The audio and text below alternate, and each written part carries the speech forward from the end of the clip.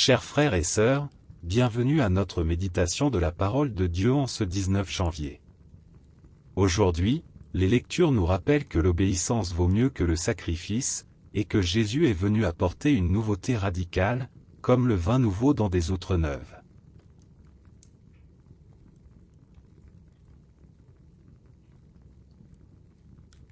Première lecture. En ces jours-là, Samuel dit à Saül, « Assez. Je vais t'apprendre ce que le Seigneur m'a dit pendant la nuit. » Saül lui dit, « Parle. » Alors Samuel déclara, « Toi qui reconnaissais ta petitesse, n'es-tu pas devenu le chef des tribus d'Israël, puisque le Seigneur t'a donné l'onction comme roi sur Israël? Il t'a envoyé en campagne et t'a donné cet ordre, « Va, et vous à l'anathème ces impies Amalécites, fais-leur la guerre jusqu'à l'extermination. » Pourquoi n'as-tu pas obéi à la voix du Seigneur? Pourquoi t'es-tu jeté sur le butin? Pourquoi as-tu fait ce qui est mal aux yeux du Seigneur? Saül répondit à Samuel, « Mais j'ai obéi à la voix du Seigneur. Je suis allé là où il m'envoyait, j'ai ramené Agag, roi d'Amalek, et j'ai voué Amalek à l'anathème. Dans le butin, le peuple a choisi le meilleur de ce qui était voué à l'anathème, petit et gros bétail, pour l'offrir en sacrifice au Seigneur ton Dieu, à Gilgal. » Samuel répliqua, « Le Seigneur aime-t-il les holocaustes et les sacrifices autant que l'obéissance à sa parole? Oui, l'obéissance vaut mieux que le sacrifice, la docilité vaut mieux que la graisse des béliers. La révolte est un péché comme la divination, la rébellion est une faute comme la consultation des idoles. Parce que tu as rejeté la parole du Seigneur, lui aussi t'a rejeté, tu ne seras plus roi. »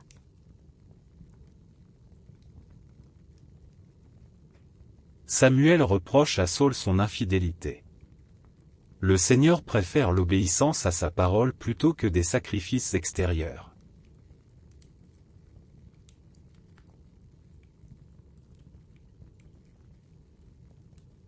Et maintenant, nous allons faire la lecture du psaume responsorial. La réponse du psaume sera: à celui qui veille sur sa conduite, je ferai voir le salut de Dieu. Écoute, mon peuple, je parle. Moi, Dieu, je suis ton Dieu. Je ne t'accuse pas pour tes sacrifices, tes holocaustes sont toujours devant moi. Réponse: à celui qui veille sur sa conduite, je ferai voir le salut de Dieu. Que as-tu à réciter mes lois, à garder mon alliance à la bouche, toi qui n'aimes pas les reproches et rejettes loin de toi mes paroles?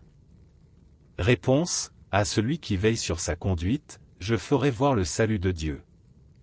Voilà ce que tu fais, garderai-je le silence? Penses-tu que je suis comme toi? Je mets cela sous tes yeux, et je t'accuse. Réponse: à celui qui veille sur sa conduite, je ferai voir le salut de Dieu.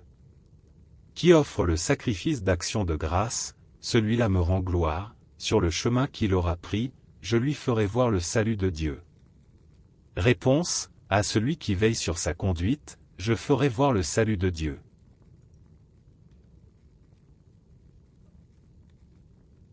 Le psaume rappelle que Dieu veut un cœur sincère et une conduite droite, plus que des offrandes.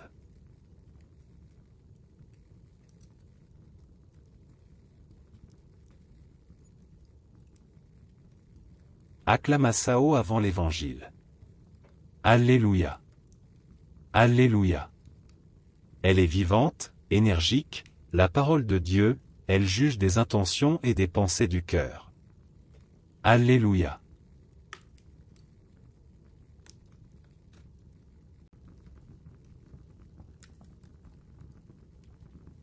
Évangile.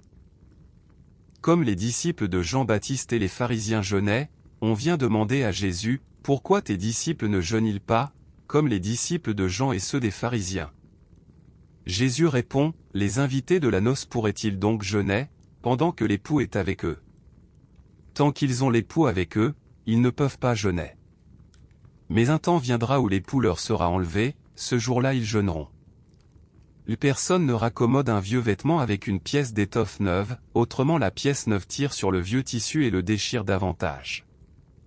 Ou encore, personne ne met du vin nouveau dans de vieilles outres, autrement la fermentation fait éclater les outres, et l'on perd à la fois le vin et les outres. À vin nouveau, outre neuve.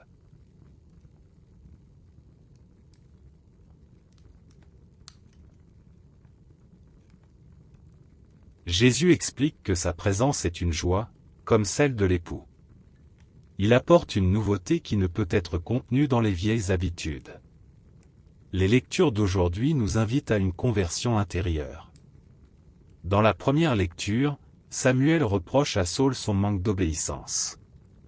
Saül croyait honorer Dieu par des sacrifices, mais il avait désobéi à sa parole. Samuel rappelle que l'obéissance vaut mieux que le sacrifice. La fidélité à la parole de Dieu est la vraie offrande. Le psaume souligne la même vérité, Dieu ne se contente pas de rituels extérieurs. Il veut un cœur sincère, une conduite droite, et une vie qui reflète son alliance. Dans l'Évangile, Jésus répond aux critiques sur le jeûne. Il se compare à l'époux, tant qu'il est présent, c'est le temps de la joie. Mais il annonce aussi un temps de jeûne, quand l'époux sera enlevé. Puis il utilise deux images fortes, le vêtement neuf et le vin nouveau. Ces images montrent que sa mission apporte une nouveauté radicale, qui ne peut être contenue dans les vieilles structures. Jésus inaugure une alliance nouvelle, fondée sur la miséricorde et la vie dans l'esprit. Aujourd'hui, nous sommes invités à dépasser les rituels extérieurs pour vivre une obéissance sincère à la parole de Dieu. Jésus nous appelle à accueillir la nouveauté de son royaume, à laisser nos vies être transformées par son amour.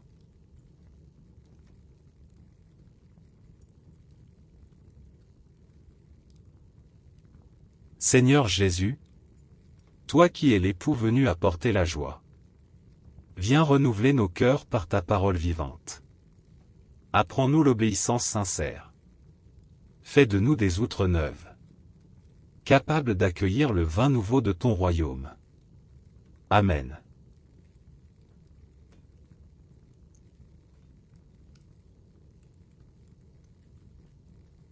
Que le Seigneur vous bénisse et vous garde. Qu'il fasse briller sur vous son visage et vous donne la paix.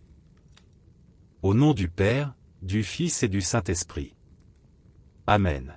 Merci d'avoir prié avec nous aujourd'hui. Abonnez-vous à cette chaîne pour continuer à marcher chaque jour avec la parole de Dieu.